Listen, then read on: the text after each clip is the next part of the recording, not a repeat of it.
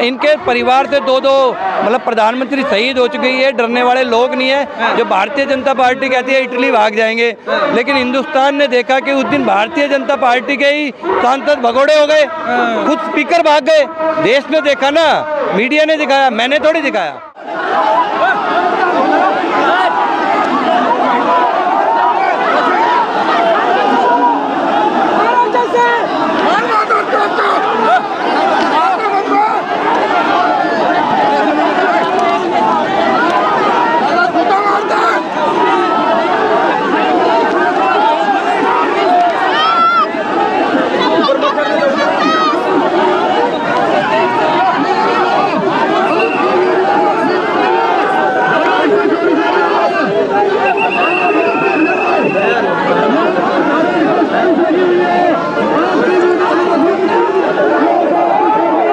देखिए, सीधे तौर पे अगर आप देखेंगे तो इंडियन यूथ कांग्रेस के जो कार्यकर्ता हैं उनकी पुलिस से सीधे झड़प हो चुकी है।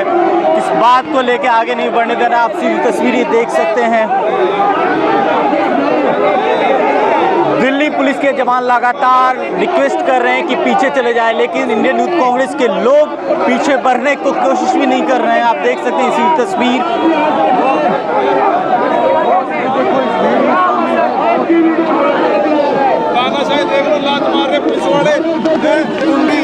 लेकिन प्रशासन का कहना है कि वो अपना काम कर रही है। आप रोजगार दो या गद्दी छोड़ो, रोजगार दो या गद्दी छोड़ो, भूखे मर रहे हैं युवा।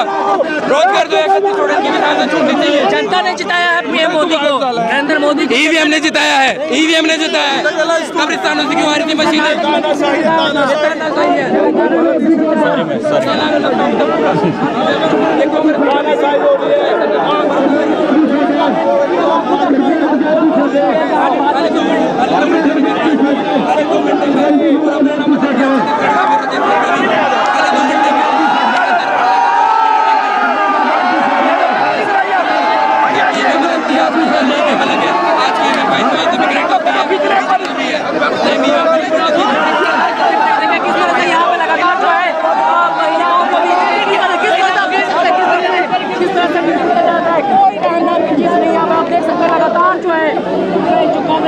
करता है तो डिटेन किया जा रहा है। आप देख सकते हैं प्रशासन चार चौबंद आप देख सकते हैं यहाँ पे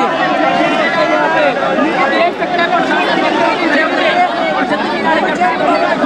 चलो मैं चलो हम लोग डिटेन किया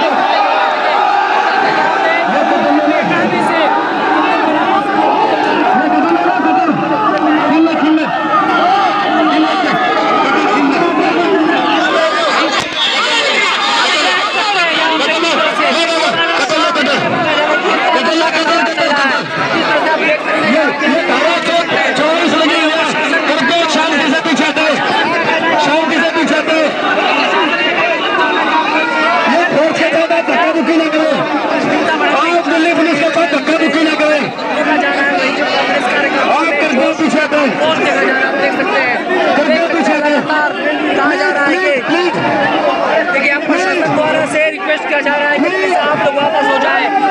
रिक्वेस्ट किया जा रहा है इसके साथ धक्का मुक्की ना करें।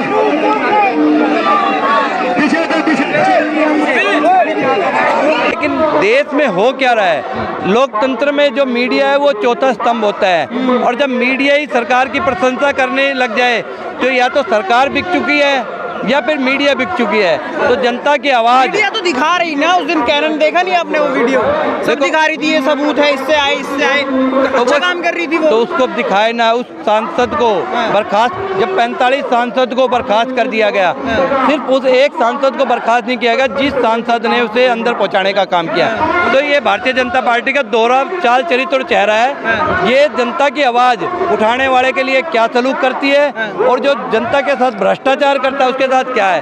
खुद गृह मंत्री कहते हैं पसंद कर रहे हैं, आपको ईवीएम गर्लफ्रेंड नहीं लग रही है मोदी- मोदी भी कह रहे हो ईवीएम गर्लफ्रेंड है मोदी जी मोदी जी को महंगाई पसंद है, हाँ। बेरोजगारी पसंद है, भ्रष्टाचार पसंद है, हाँ। दंगे पसंद है, आपसी भाईचारा ना हो देश में, ये उनको कतई पसंद नहीं है। लेकिन ईवीएम कहाँ से आ जाता है बीच में? देखिए जब बैलेट से रिजल्ट आता है हाँ। तो वो विपक्ष के फेवर में आता है, हाँ। और जब वही रिजल्ट ईवीएम से होता है तो वो सत्ता पक्ष में हो जाता है। हाँ। तो हम ये मांग करते हैं कि चुनाव आयोग से सभी विपक्षी दल, सभी दल ये मांग कर रहे हैं कि आप बैलेट से करा दीजिए। तो क्यों चुनाव आयोग कठपुतली की तरह काम कर रहा है? लगता है संसाधन बहुत देखो, सारी चीजें होती है, चुनाव बोल रहे हैं आप कराइए ना, धीरे धीरे कराइए, कई चरणों में करा लिए। क्यों चुनाव आयोग कठपुतली की तरह काम कर रहा है बीजेपी की? आप निष्पक्ष के तरीके से काम करिए और आप एक सर्वदलीय मीटिंग बुला लीजिए। देखिए सर्वदलीय मीटिंग बुलाइए जिसमें सबसे ज्यादा दल जिसकी मांग करते हैं आप करा लीजिए, क्या दिक्कत है? आप एक बात बताइए, प्रधानमंत्री जी का इतना अपमान क्यों कर रहे हैं? हिटलर बना दिया आपने। देखिए जिस तरह से सांसदों को अलोकतांत्रिक तरीके से बाहर किया जा रहा है, ये तानाशाही नहीं है तो क्या है? अगर जो भी थोड़ी कर देंगे प्रधानमंत्री। आपने तो हिटलर बना दिया। देखिए ये पोस्टर देखो तानाशाही, जो भी देश में तानाशाही करते हैं और हिंदुस्तान जाते हैं, तानाशाही का दूसरा नाम है हिटलरशाही। संविधान की बात करते हैं, वो तानाशाही का संविधान कुचलने का काम पिछले कुछ दिनों से देख रहा है। संविधान कौन कुचल रहा है?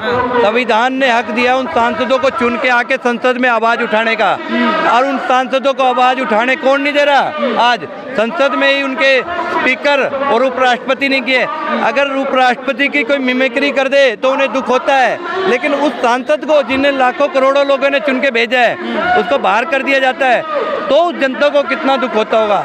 मैं कहता तुरंत उन सांसदों की बर्खास्ती रद्द होनी चाहिए, और जो मुद्दे हैं, जो जनता के मुद्दे हैं, महंगाई, बेरोजगारी, भ्रष्टाचार के, उस पे बात होनी चाहिए।